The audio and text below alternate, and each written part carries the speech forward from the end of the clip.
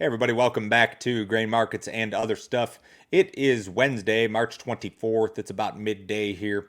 Thank you for coming back. Thank you for listening on the podcast. Remember, if you have not left me a review already, I would really appreciate if you did, especially on the Apple Podcast app. I could always use some more reviews there. If you are watching on YouTube and you like these videos, make sure you like the video and subscribe to the channel. That would really help me out in regard to YouTube, the way that the algorithms work, all that good stuff. Kind of a day, slow day in the grain markets here today. A little bit of back and forth. I figured I would do a quick update on this African swine fever situation in China. And there have been some interesting developments here as of late that have not garnered necessarily a ton of attention, but I figured that I would touch on some of this stuff here today.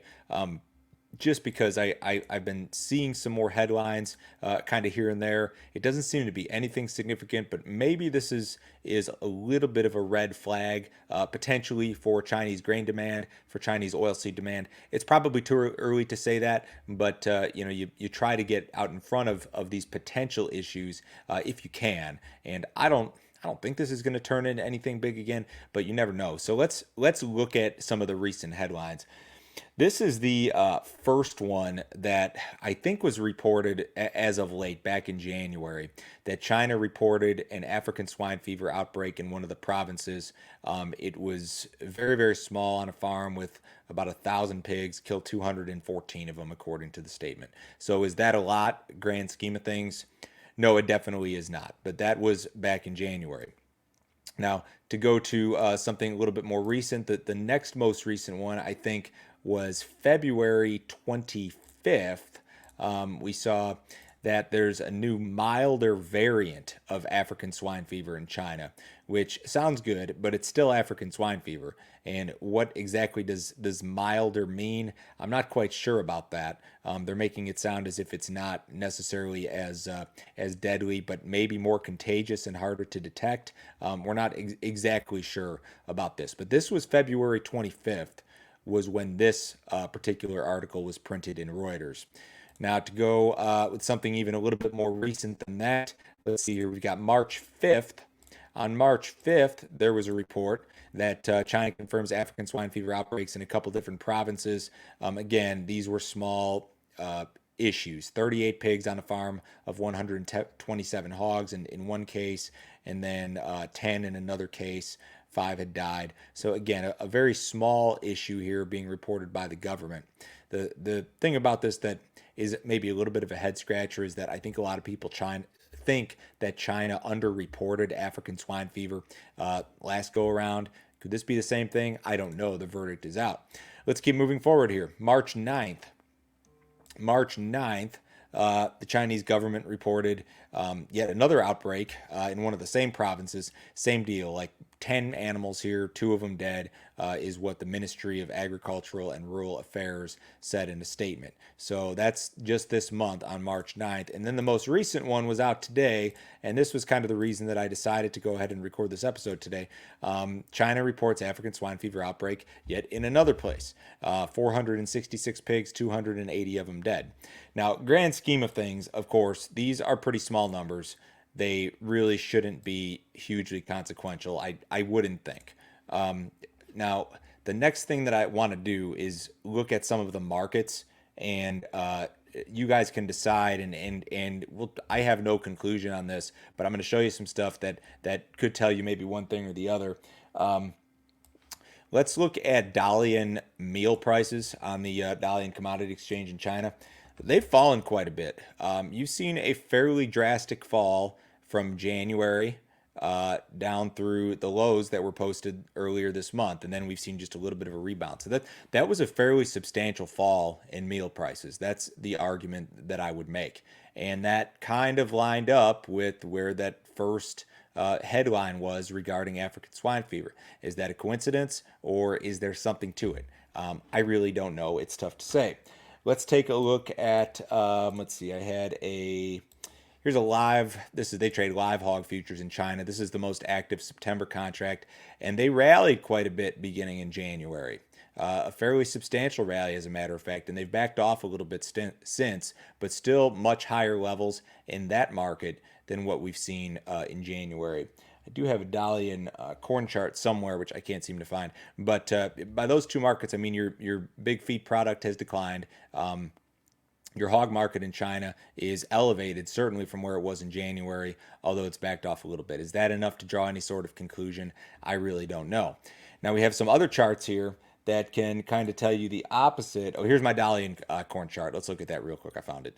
Okay, so we've backed off a little bit in the value of corn in China, and that could have to do with other things. I mean, we've got a lot of corn being imported into China. That could be a factor. There's other issues at play here, but the corn market did peak around when the meal market peaked back in mid-January.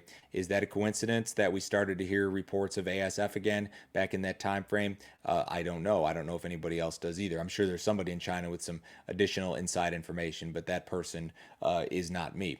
Now let's look at corn and soybean imports into China, and this would be the counter argument: is that their demand for imported corn and soybeans is just phenomenally high.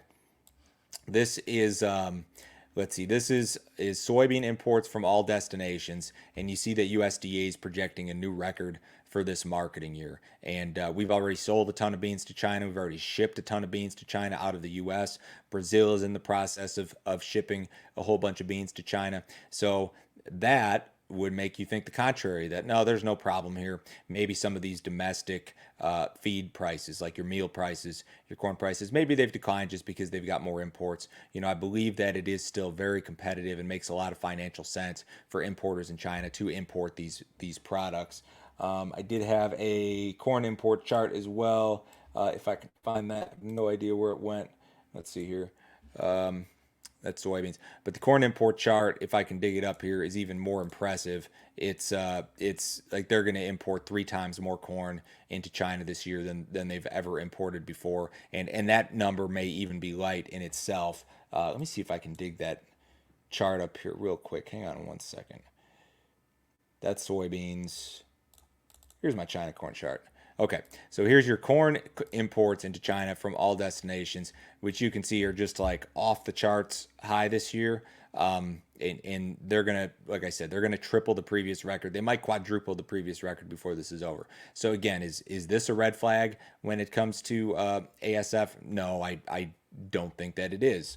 So moving forward here, is African swine fever an issue? Is it reemerging in China? That is a question that I cannot answer. What I'd be on the lookout for are a few things. Do we see additional stories regarding ASF out of China, out of the Chinese government? Do we hear continued trade chatter regarding that? Because we know that if this becomes a big issue again, that it could in fact result in reduced demand for corn and soybeans out of the U.S. and from other destinations. The other thing I would probably keep an eye on again would be that meal market in China, the corn market in China, the pace of imports, the pace of export sales for corn in particular. Maybe at this point, we know that they've already bought a whole bunch of beans and probably won't buy a whole bunch more from the U.S. until we get into harvest later this year. But this is all interesting stuff, and I thought that maybe it was some food for thought today. It's not something that I'm hearing a ton of people talk about, so I figured I'd maybe give you an update in a week here where news regarding the grain markets otherwise is kind of slow ahead of that acreage report next week. Remember, if you guys need some more information from me, go to my website. It is www.standardgrain.com, and if you go to that website, you can click on Grain Marketing Plan in the upper right hand corner. And check out that subscription service. It's really a great deal if you're seeking some additional grain marketing info, you're seeking some up-to-date information. One thing that I've just started to do here recently are these subscriber only videos, and I've had a really great response to these. This is like I think people might even like these better than getting the newsletter in the morning, to be honest. But you'll get this stuff 3 or 4 times a week, these subscriber only videos. Today I talked in a lot of detail about the carry in the new crop corn market. I kind of laid out my strategies, all that sort of stuff. So if you're interested in that, check out that subscription service, certainly. Everybody have a wonderful day today, and I'm going to have a special episode of the podcast on Monday. I'll have some details about that later this week. Everyone have a good one. We'll talk to you later.